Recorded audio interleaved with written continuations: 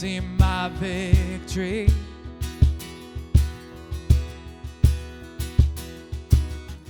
When all I see is a mountain, you see a mountain move. And as I walk through the shadow, your love surrounds me.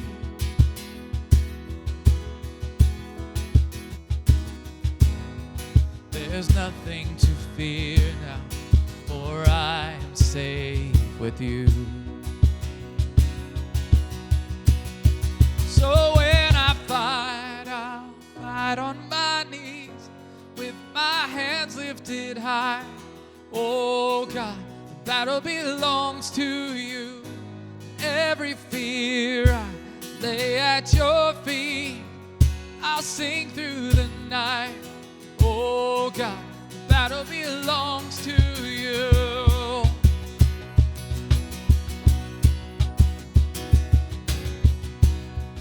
And if you are for me, who can be against me? Yeah.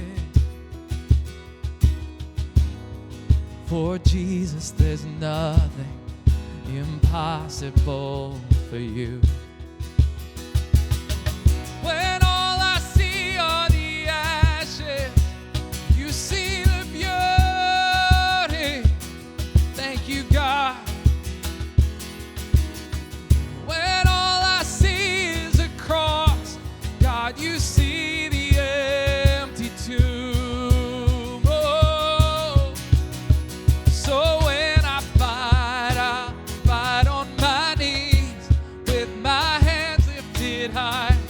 Oh God, battle belongs to you. Every fear I lay at your feet. I'll sing through the night. Oh God, the battle belongs to you. An almighty fortress, you go before us. Nothing can stand against the power of our God. You shine in the shadows, you win every battle. Nothing can stand against the power of our God. An almighty fortress, you go before us. Nothing can stand against the power of our God. You shine in the shadows, you win every battle. Nothing can stand against the power of our God. An almighty fortress, you go before us. Nothing can stand against the power of our God. You shine in the shadows, you win every battle. Nothing can stand against the power of our God. So when I fight, I'll fight on my knees with my hands lifted high. Oh God, the battle belongs to you. Every fear I lay at your feet. I'll sing through the night. Oh God, the battle belongs to you. Oh God, the battle belongs to you.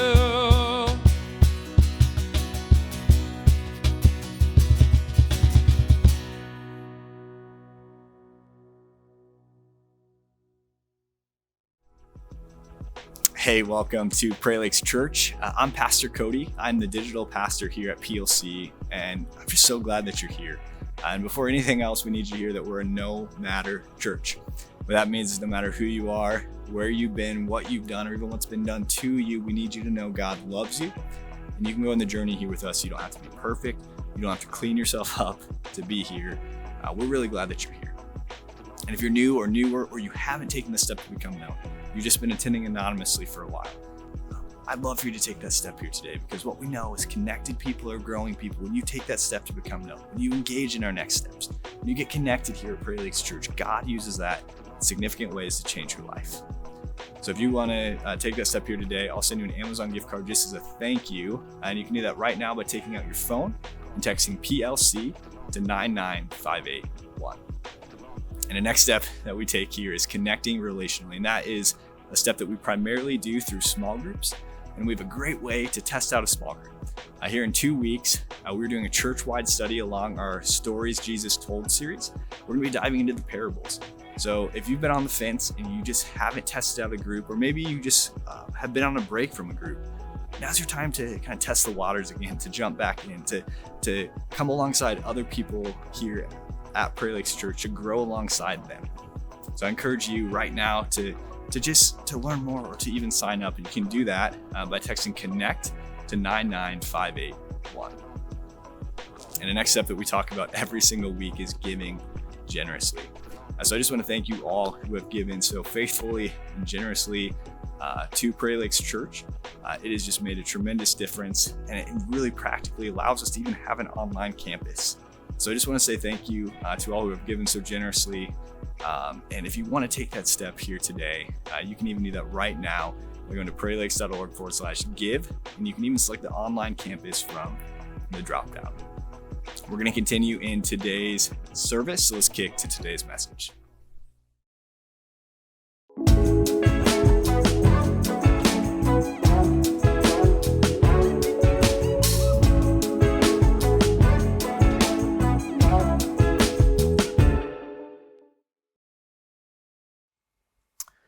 Well, everybody, welcome to Prairie Lakes Church this weekend. And no matter where you're joining us from, if you're one of our physical locations all across Iowa or online campus all across Iowa and beyond, welcome. We're glad you're here, and we are one church on many corners getting to do this thing together at Prairie Lakes Church. And hey, your weekend host already said this, but I want to repeat it because I think it's important today. We're a no matter church, okay? We all need a no matter church. We are messy people in need of God's grace. And at Prairie Lakes Church, we don't hide that or run from that. In fact, we kind of wear that like a badge because it's who we are. We're no matter people. And we need to keep that in mind this weekend, every weekend, but especially this weekend as we continue to talk about this message series called Mindset. So if you missed last week's message, this is week 2 of a 3-week series called Mindset. And here's what we mean when we say mindset. You say, what is mindset? Here's what it is. It's how we weave our thoughts into attitudes, beliefs, and stories in order to make sense of ourselves and the world around us. That's what a mindset is. We all have them. In fact, we all have them very strongly, that when someone else's mindset or perspective seems to clash with ours, we feel a little bit threatened or a little bit challenged because they challenge our narratives or our own mindset and stories. And last week, Pastor Jesse kicked off this series by talking about soundtracks. And the soundtracks are the tapes or the narratives that play in our minds about ourselves, our world, and others around us. One of the things he talked about was having a growth mindset. And here's one of the big ideas from the message. You can change your mindset when you shift your focus. You can change your mindset when you shift your focus. And I'm going to demonstrate that this weekend as we talk about a significant topic that impacts a lot of us and that I'm very familiar with. It is anxiety. And some of you just got anxious because you heard that we were talking about anxiety. And hey, listen, I have personally wrestled with anxiety most of my life. And as a pastor, I've walked a lot of people through their seasons of anxiety. And I'm well acquainted with this topic. But before I talk about my story and before we talk about how to manage anxiety and navigate it well, I want to level set and just talk about what anxiety is so we can start in the same place. But before I do that, I want to give a quick encouragement to you. You may have just heard me say we're going to talk about anxiety, and you may not wrestle with anxiety, and so you go, hey, this message isn't primarily about me. And even if you're in that spot, this message is for you. Even if it's not about you, it's for you. So please don't tune out. There are many people in your life and many people in your little Iowa that wrestle with anxiety, and this message may be the very thing God needs you to hear right now so that you can learn how to love and encourage the people God's put around you. Maybe this message is for you to gain some empathy and understanding for the people in your little Iowa that God's placed around you who do wrestle with anxiety. This message is for all of us, okay? So here's where I want to begin with this question. What is anxiety? We're going to talk about 2 types. And here's the first type of anxiety. Anxiety is temporary or chronic feelings of fear, restlessness, or unease. Now, we all experience this. All of us feel this at times in our lives. We feel anxiety. It's a normal part of our humanity and the human process, the human emotional range. Anxiety is a part of it, okay? Now, we all experience this, but sometimes it becomes more serious, and it's what we call clinical anxiety. And here's what clinical anxiety is. It's lasting or chronic feelings of fear, restlessness, or unease, which disrupt a person's daily activities for an extended period of time. It's more intense than regular anxiety, and it lasts longer than typical anxiety. That is clinical anxiety. Because listen, we all have bad days. We all have anxious thoughts. And at times it's disruptive, but clinical anxiety is when anxiety happens enough and deep enough that it becomes disruptive to our lives. And clinical anxiety is diagnosable. In fact, there's 5 different anxiety disorders that we can have based on symptoms, and it often requires medication, counseling, or therapy and intervention. It's often unmanageable without help. That's what clinical anxiety is. Now, when we feel anxiety, often we have physical symptoms. So some of you may be thinking like, well, I don't struggle with anxiety. I don't feel that. Well, here's some things physically that happen in our body that may be clues that you are experiencing anxiety. Here's the list. You ready? It's a really fun list of things to experience.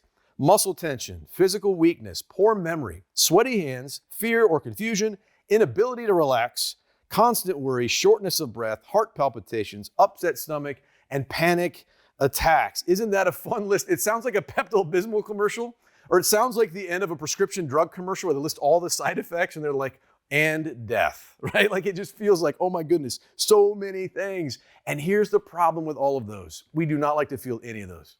And often anxiety produces physical symptoms like that in our lives. So we learn to fear anxiety. We want to run from it. And especially if we're in public, we're like, I don't want to feel any of those things. So the question is this, where does anxiety come from? Like, why do we experience anxiety? And I'm just going to give you quickly the 4 top reasons why we experience anxiety in our lives today. And here's the first one. It's biological factors. You may have a hormonal imbalance, a vitamin deficiency. You may have poor diet and exercise. There may be chemical imbalances in your body, things that are contributing to you experiencing anxiety that have nothing to do with the world around you, but it's about what's going on inside of you. For some of us, we experience some anxiety because of life stressors, school, work, kids, finances, your spouse, social media, like all different kinds of things that press in on us that cause us to feel anxiety. And for some of us, it's not those two, it's unresolved trauma. For some of us, our past and the past things that we've walked through that have been difficult inform our present in ways that we're not necessarily aware of, and it's coming out in our lives as anxiety. And then lastly, some of us experience anxiety because of our personality type, and I'm in this camp. I'm type A. If you're more type A than type B, you're kind of hardwired to have anxiety. And if you're an Enneagram follower, if you are an Enneagram 1, 3, or 6, congratulations, you won the anxiety lottery. Now, I'm a 1, okay? So I'm saying that as a 1 who knows. But those are some of the sources of our anxiety and where they come from. There's a lot of different ways we can experience anxiety. Now, here's what I want to give you. I'm going to give you a few statistics on anxiety, and I think this is really, really important to look at. These come from the National Institute of Mental Health, which is a part of the National Institute of Health, and this is from last year. So here's the stats. You ready? Here they are. 19.1% of U.S. adults, this is last year, had an anxiety disorder. That's almost 1 in 5 adults had a diagnosable anxiety disorder. Not somebody that said, I feel anxious, but they actually got it checked out and were diagnosed with an anxiety disorder. And here's the backside of that statistic. It's this. Prevalence was higher for females, 23.4%, than for males, 14.3%. Now, listen, I don't think the gap is that wide, and here's why. I'm a guy, and here's what I know about guys. Guys don't like to go to the doctor. So I guarantee you that this is actually closer than it looks, okay? But that's just adults. Now let's look at adolescents real quick. This is crazy.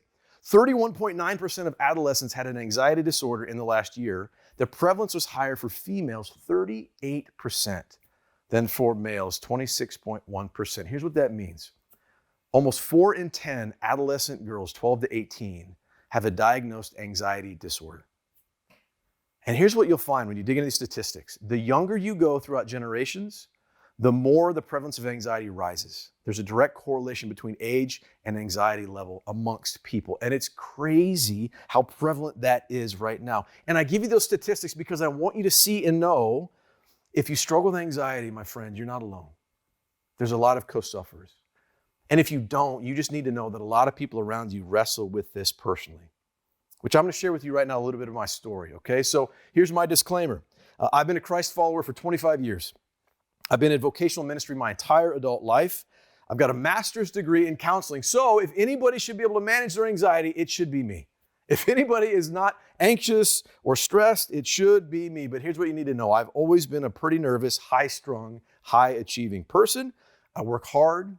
I like to perform well. I put a ton of pressure on myself. And some of you are nodding because you're like, that sounds just like me. So I started having physical symptoms of anxiety when I was a senior in college.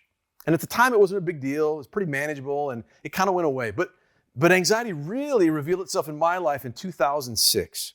I had my first full-blown panic attack, and I thought I was dying, literally. I was about to go to the ER.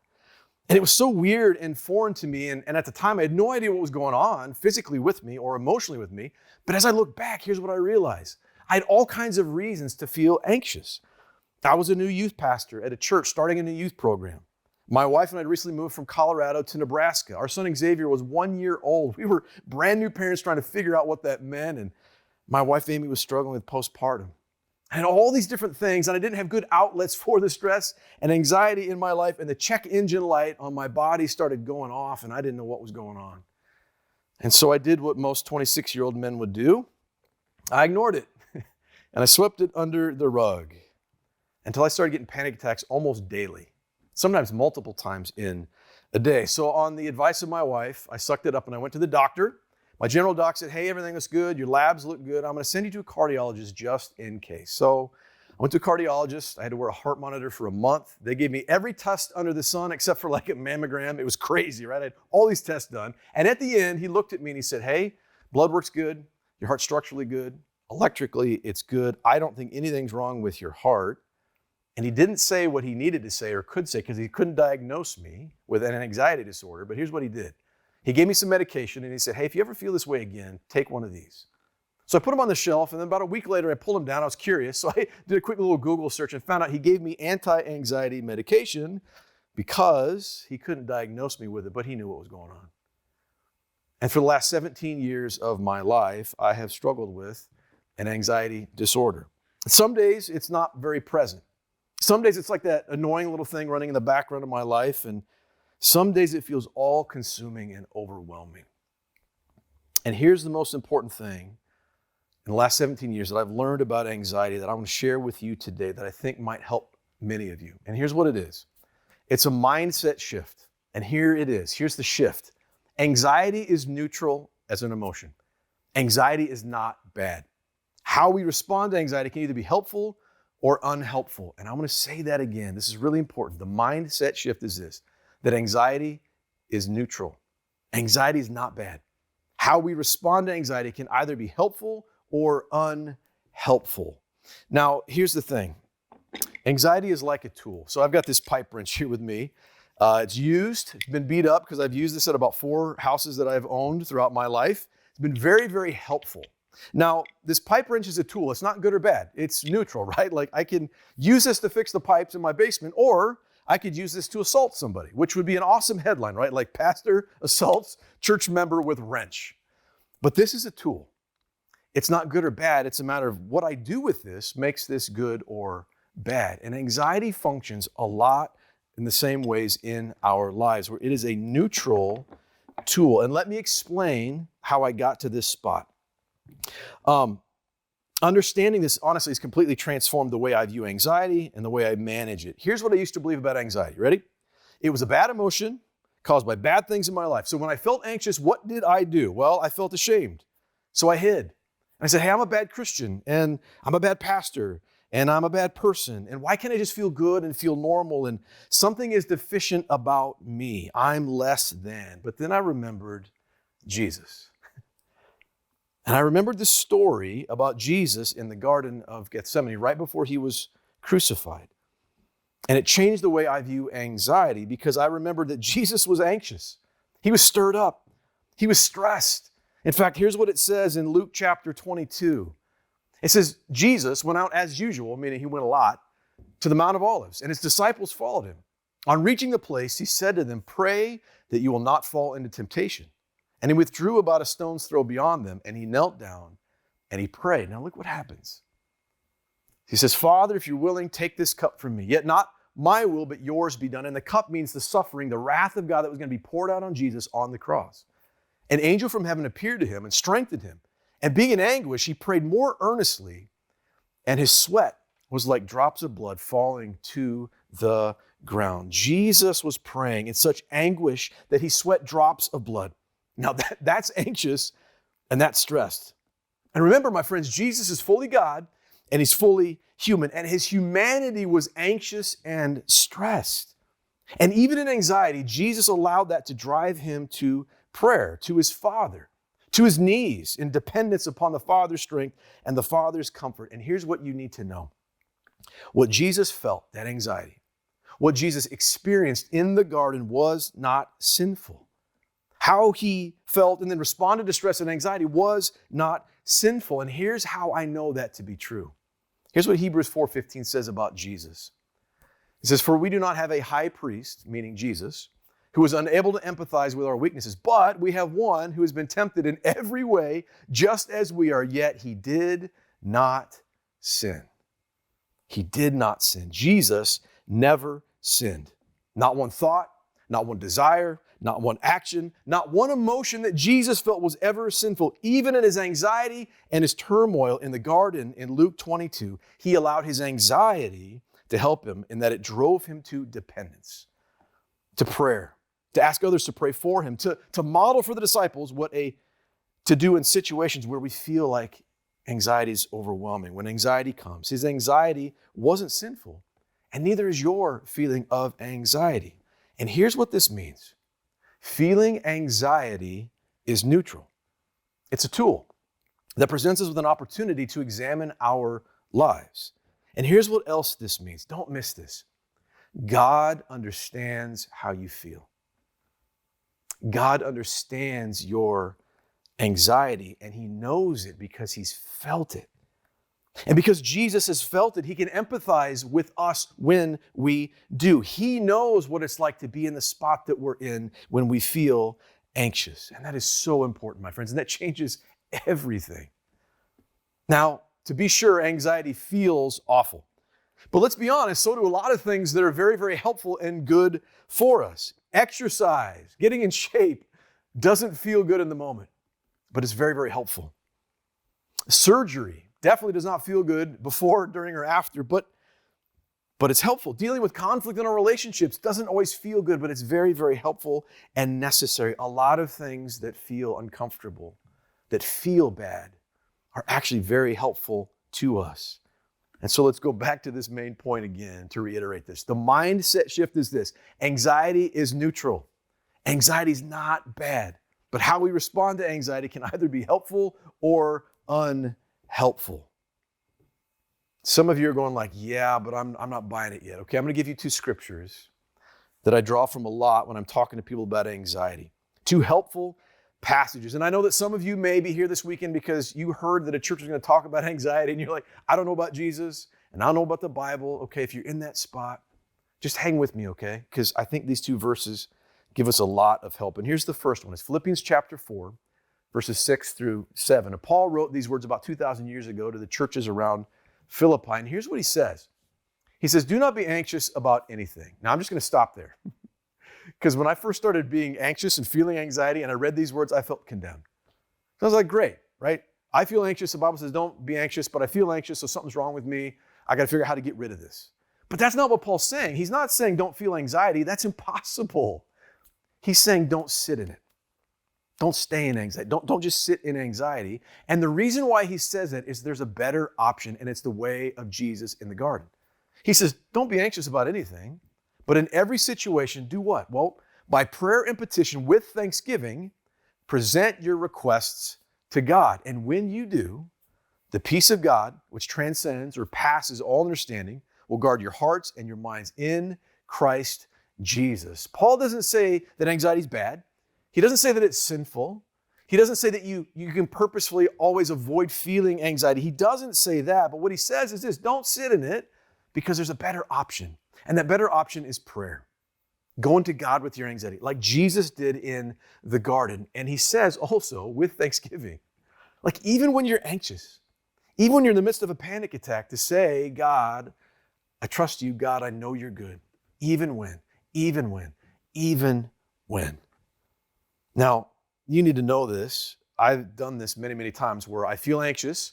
I say, okay, here's what Philippians 4 says. I need to give this to God.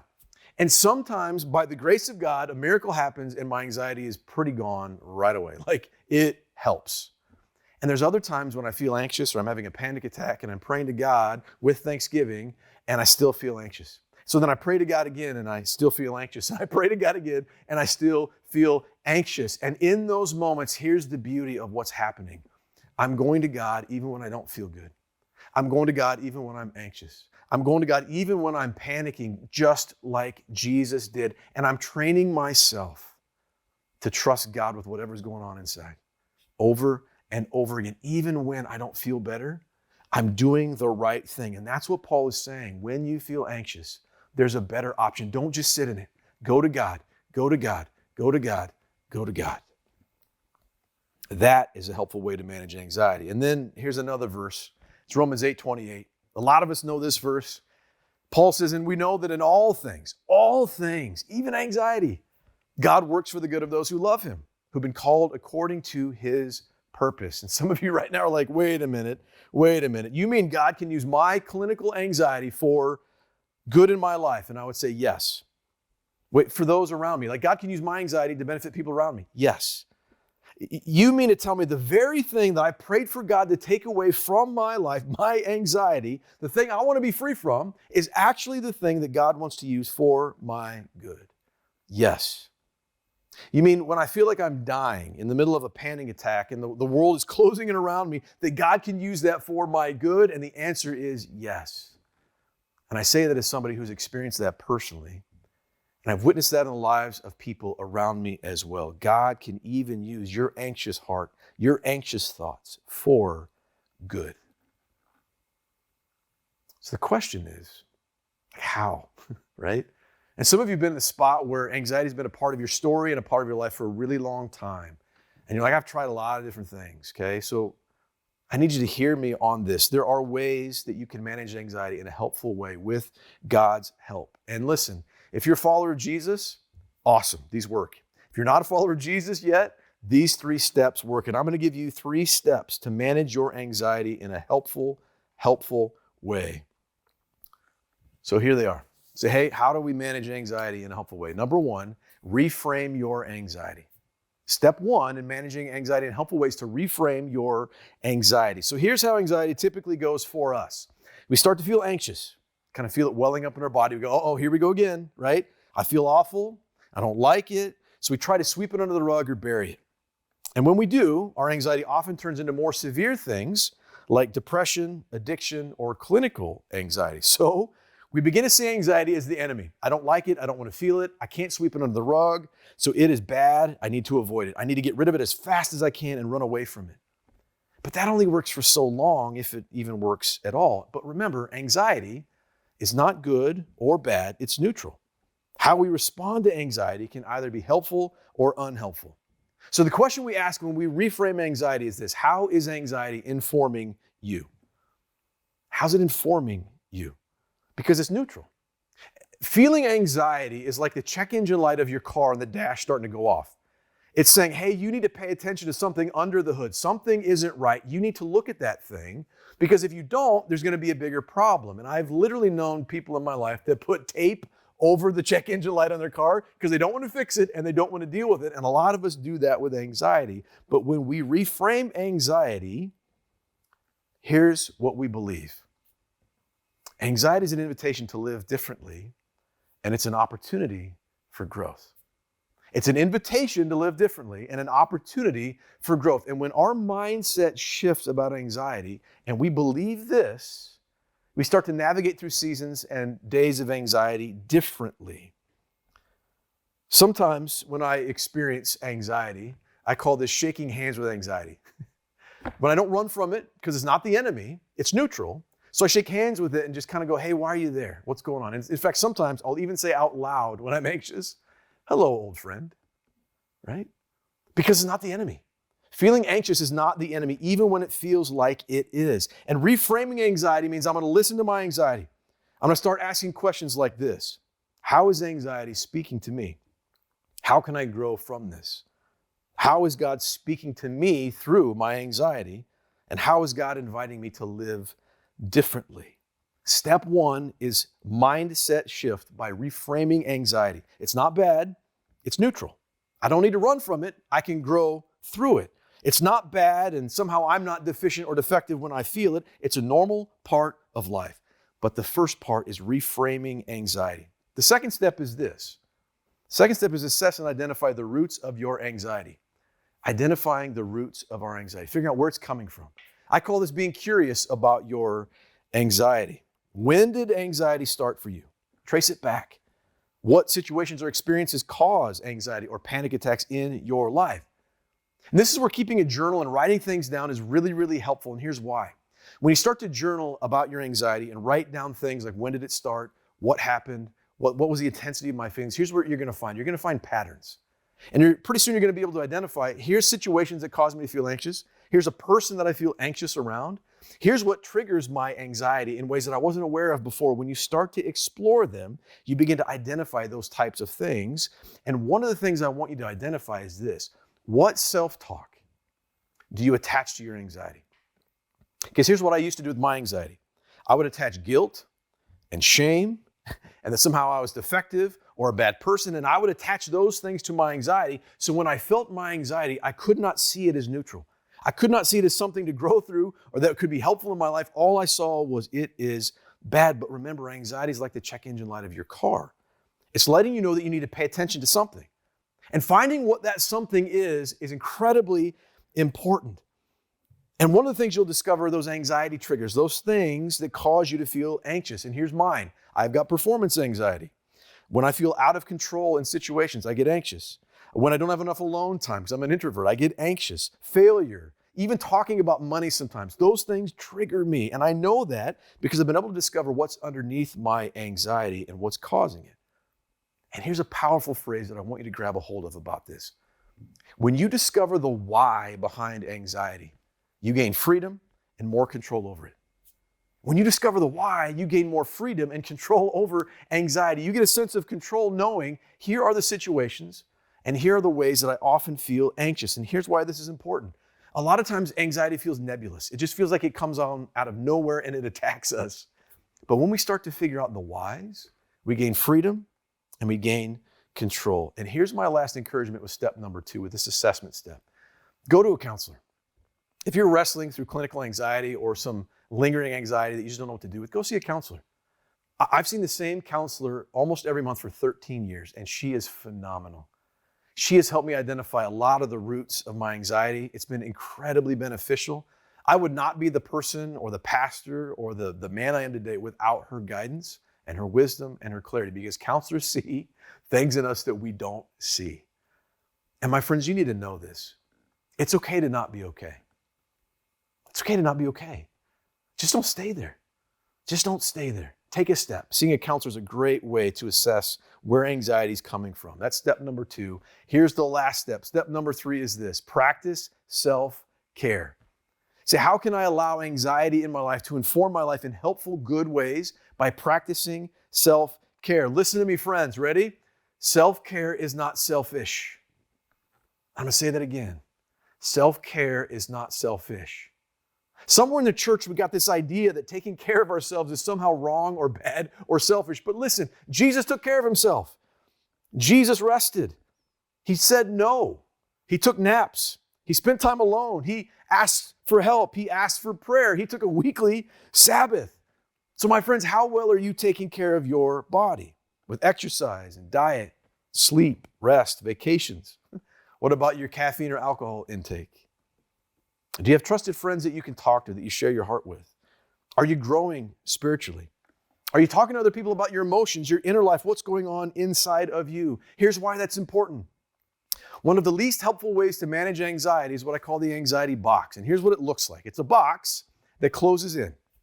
Because all of a sudden we do life, but we get triggered and we feel anxious by something. So we stop doing that thing. For instance, we feel triggered by physical exercise. So we stop exercising. The anxiety box gets smaller. So we feel ashamed about that. And so we don't go out as much with friends and the box gets smaller. So then we isolate and we don't like to go out at all and the box gets smaller. And pretty soon our life looks like a tiny little box of anxiety. And why self-care is so important is self-care says, I'm going to push the walls of that anxiety box out. I'm going to exercise. I'm going to see a counselor. I'm going to talk about what's going on. I'm going to keep pushing the walls of my anxiety out, because when you do, here's what's going to happen. You're going to find victory and confidence, because you're going to realize that anxiety doesn't win. It doesn't have to have the last say, and that you have a measure of control and freedom when it comes to feeling anxious, that you can actually do practical things to make it better. Now, here's what I want to encourage you to do this week. I want you to grab a piece of paper, do a quick assessment, and here's what I want you to do on the top of the paper. Write these 4 things: physical, emotional, relational, spiritual. 4 areas of your life in terms of how well you're practicing self-care. Then I want you to rate each one of these 4, 1 to 10, 1 being you're horrible at it, 10 being Jesus level, okay? And then list some of the reasons why. Why did you rate yourself that way? And if there's any ratings below a 7, if you get 6 or below, you need to look at that area of your life and go, hey, God's probably trying to get your attention somewhere in there. And there's some ways you need to be caring for yourself, for your soul, for your emotional life, more than you currently are, in a way that will help you. Here's my last encouragement with self-care. Taking medication for anxiety, especially clinical anxiety, is often a necessary part of self-care. Medication can be very helpful, and it doesn't mean that you're less than or deficient or helpless. Medication is often necessary, short or long term. So make sure you don't believe the lie that somehow you're sinning if you take medication. Don't try to tough it out on your own. Take care of yourself. Sometimes medication is a part of self-care. So those are the 3 steps. Now I want to go back to the main idea one more time and just see this again. The mindset shift that can change everything in terms of how you experience anxiety is that anxiety is neutral. Anxiety is not bad. How we respond to anxiety can either be helpful or unhelpful. Now, here's how I want to close, friends. God can redeem your anxious heart, and God can bring good through your anxiety. If your relationship with anxiety right now feels hopeless, my friends, I want you to borrow my hope. I want you to lean into the truth of my story and the countless other stories of people's lives that I've been able to minister to and see them grow and gain victory over anxiety, because change is possible. Freedom is possible, and growth is possible. Now, you can't completely rid your life of anxiety. That is an impossible journey. And you may battle with clinical anxiety for part or all of your life, but anxiety does not need to define you. It does not need to control you. It does not need to be harmful. It can actually be helpful. And I want you to always remember this, no matter how bad your wrestle with anxiety is. Because Jesus experienced anxiety. He knows how it feels. You are safe with Him. You can go to Him with your anxiety and know that you have a God who loves you and perfectly understands you and how you feel. Let your anxiety drive you to Him, just like it did for Jesus.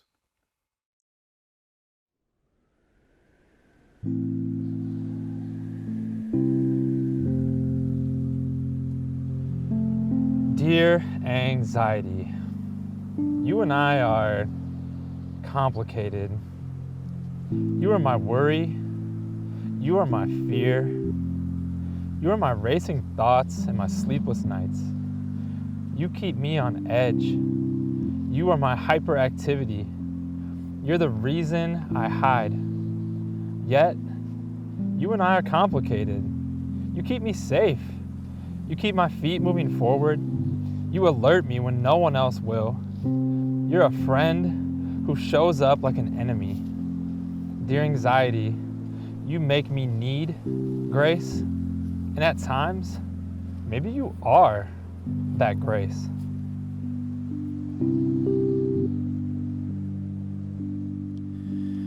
Take this fainted heart. Take these tainted hands. Wash me in your love.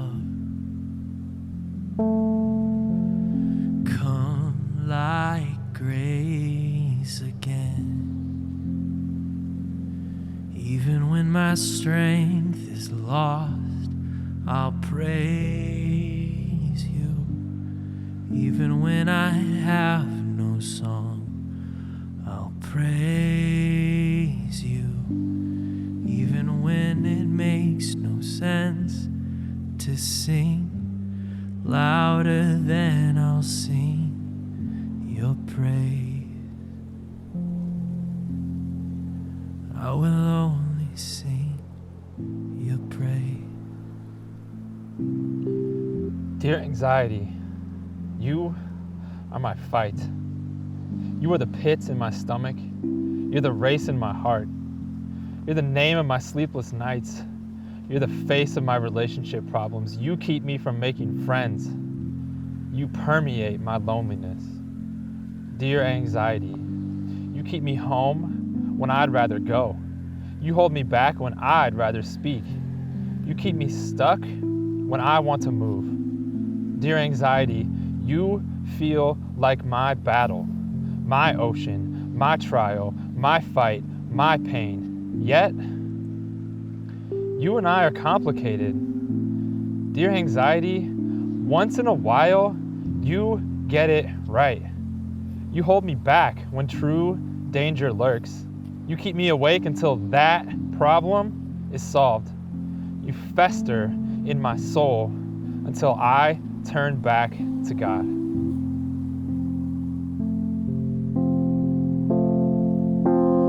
Take this mountain weight. Take these ocean tears. Hold me through the trial. Come like grace again. Even when the fight seems lost, I'll praise you. Even when it hurts the worst, I'll praise you. Even when it makes no sense to sing, louder than I'll sing you praise. Oh, I will only sing you praise. Oh, I will only sing your praise. Dear God, I love how familiar you are with my humanity, how you remain no matter my intention or direction. Being human is hard, God, and you know it. And my heart burns only for you. You are all I want. Dear God, being anxious is hard, and you know it. You don't see me as weak. You want me, all of me, even if I don't want you, but I do, God. I do want you. I need you.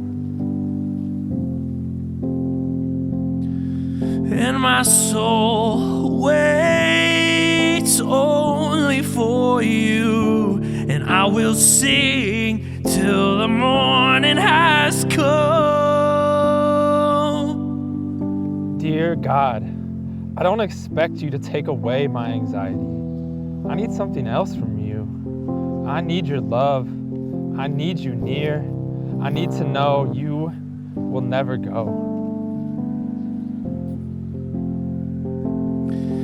And my heart burns only for you. And you are all I want. Dear God, being human is hard, and you are the answer. God, you help me to want you. You help me to run towards you instead of away from you. You are with me. I am not alone. You are for me. I am here for you. I will sing to you.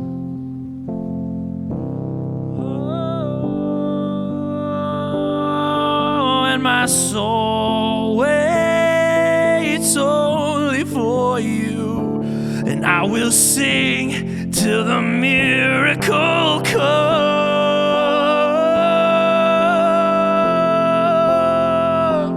Yeah, I will only sing your praise. Oh, I will only sing your praise. I will only sing your praise.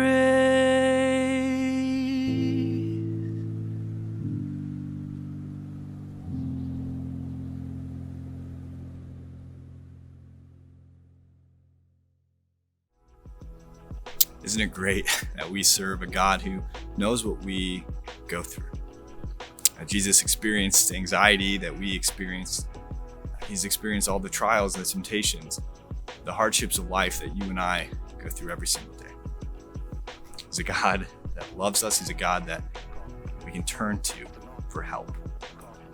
And today we get to celebrate just a picture of that love. We get to remember the greatest act of love that there's ever been. So if you are a believer, if you've made that decision to step across the faith line, I encourage you to partake in communion with us today. And if you're not, that's okay. I'm just encouraging you to be in this moment with us, to reflect on these truths here in this moment. So in Jesus' Last Supper with his disciples, he took the bread. He said, "This bread represents my body, which will be broken for you." And it was. His body was broken. He was beaten. It was put on the cross to die for you. So let's eat in remembrance.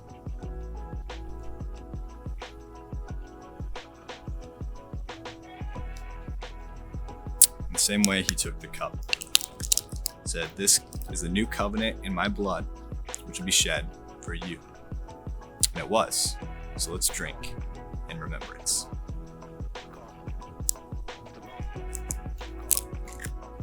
Let's pray. God, we just come before you today thankful, grateful for this ultimate act of love and pursuit of us. We thank you that because of the cross, because of what you've done, we can be forgiven, seen as righteous because of that. So God, we just pray today that we would leave strengthened, that you would encourage us even here today. And we pray this all in Jesus' name. Amen. Amen. We talked about some hard stuff today. And often when we talk about hard stuff, it brings up hard stuff. Maybe you have something stirring, something you need to process or talk through with someone.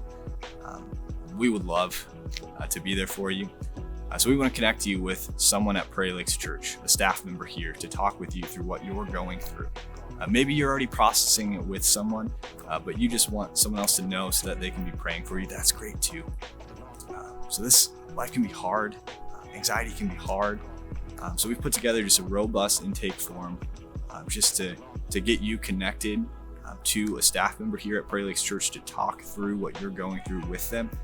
So all you need to do to start that process, to get connected with someone here this week, is to text anxiety to 99581, and that's anxiety to 99581, and we'd love to be there for you. And kids, you are up next. Children's ministry is about ready to begin, and everyone else will see you back next week.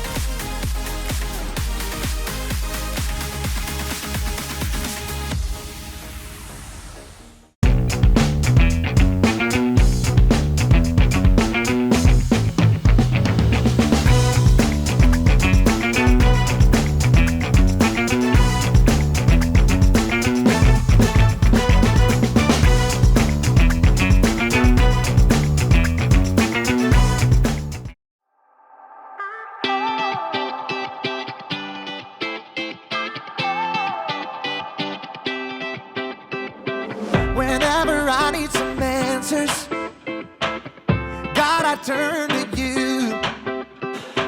You are my help when I need wisdom. You always see me through. To know that you're chasing after me, it makes me wanna run to where you are. God, you make this journey worth it. I give you all my heart. When I don't know what to do, you help me figure it out. God, I run to you. When I need a solution, I have no doubt that I will run to you. I run to you. I run to you. I run to you. I run to you.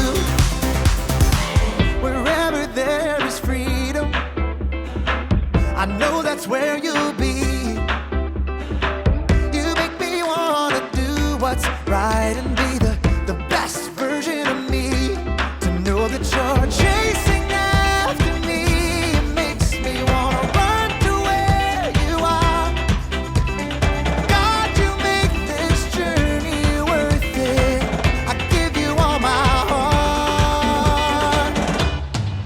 When I don't know what to do, you help me figure it out. God, I run to you. When I need a solution, I have no doubt that I will run to you. I run to you. I run to you. I run to you. I run to you. I don't wanna stop. I don't wanna stop living for you. For you. I don't wanna stop. I don't wanna stop running to you. To you, God. I don't wanna stop. I don't wanna stop living for you. For you. I don't wanna stop. I don't wanna stop running to you. To you, God. You're all I need. My source for everything. When I don't know what to do, you help me figure it out. I run to you. When I need a solution, I have no doubt that I will run to you. When I don't know what to do, you help me figure it out. God, I run to you. When I need a solution, I have no doubt that I will run to you. I run to you. I run to you. I run to you. I run to you.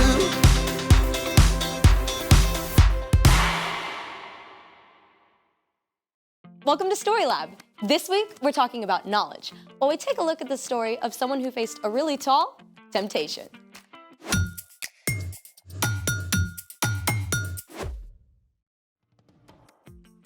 Hey, I'm Skylar. And I'm Sebastian. We're talking about knowledge, which is learning something new so you can be better at whatever you do.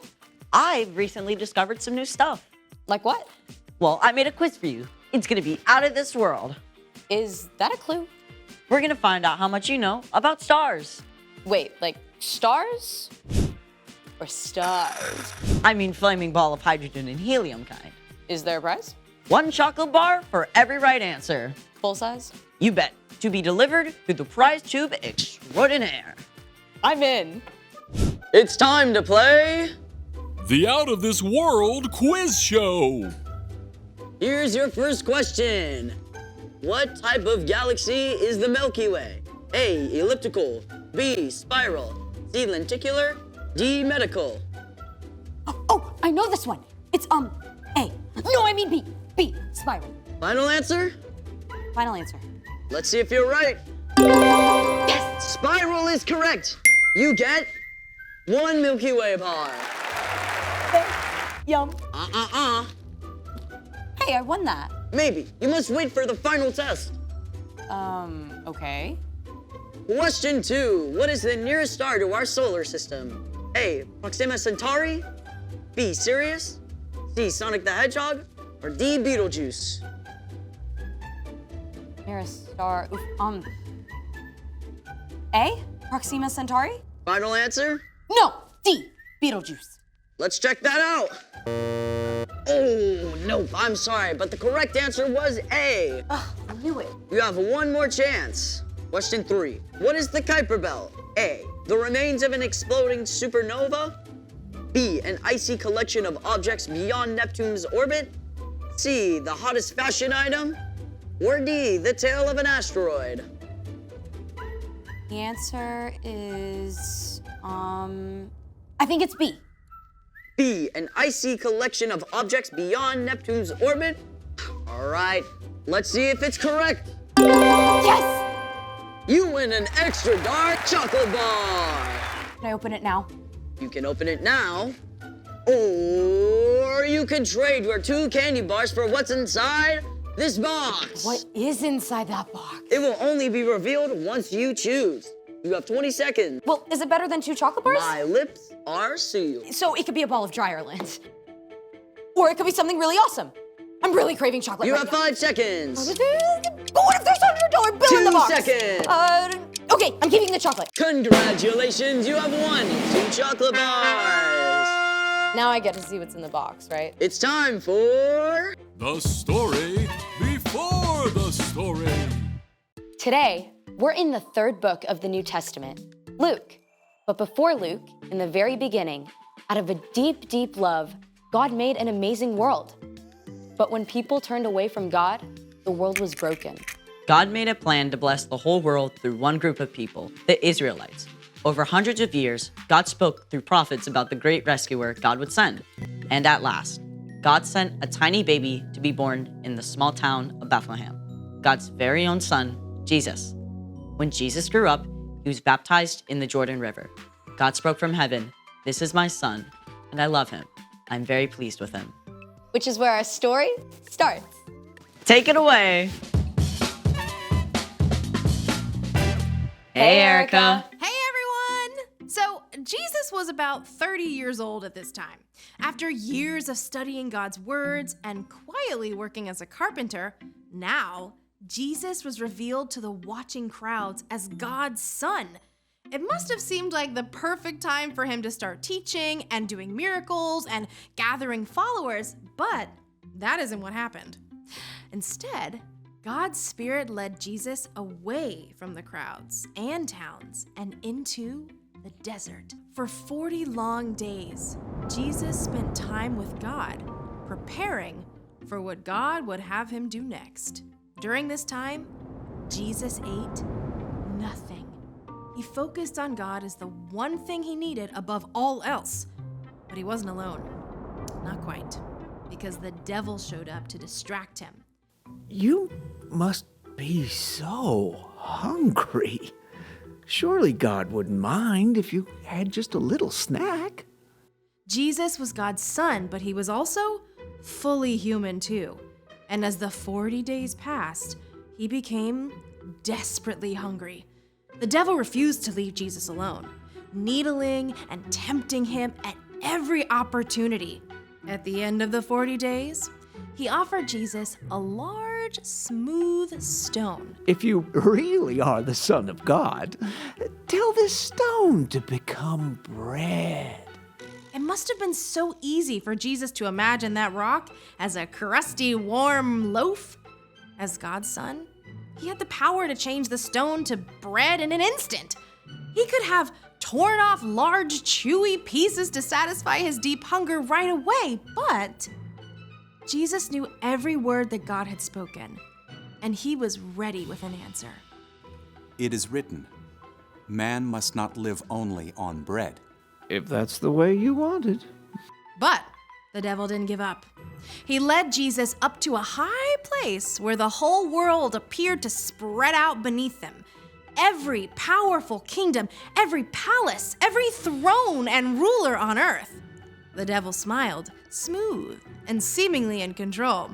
I will give you all their authority and glory. It has been given to me, and I can give it to anyone I want to.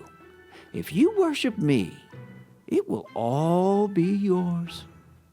Jesus knew that one day he would rule all the nations of the world. He had come as God's rescuer, but to take this easy way the devil offered would destroy God's plan. Once again, Jesus spoke God's words. It is written, worship the Lord your God. He is the only one you should serve. The devil was seething. He couldn't tempt Jesus into taking the easy road, but he had one final shot to try. The devil led Jesus to the city of Jerusalem. They stood on the very highest point of the temple itself. The worshipers below seemed small as ants. If you are the Son of God, throw yourself down from here. It is written, the Lord will command his angels to take good care of you. They will lift you up in their hands. Then you won't trip over a stone. The devil wanted to trap Jesus, to make him panic. Does God really love you? Prove it. But again, Jesus had God's own words at the ready. Scripture says, do not test the Lord your God. The devil was furious. He couldn't trip Jesus up no matter what he tried. So at last, he left until he could find a better chance.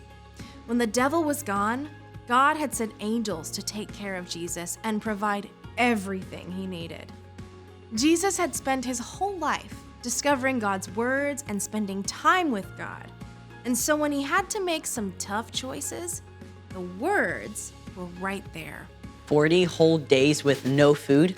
I can't even imagine that. Yeah, I sure do not make good choices when I'm hungry. And it's not just when you're hungry. Difficult choices can show up at any time. And remembering what's true can help you make the wise choice. So what's our part in the story? Well, before you remember what's true, you have to discover what's true.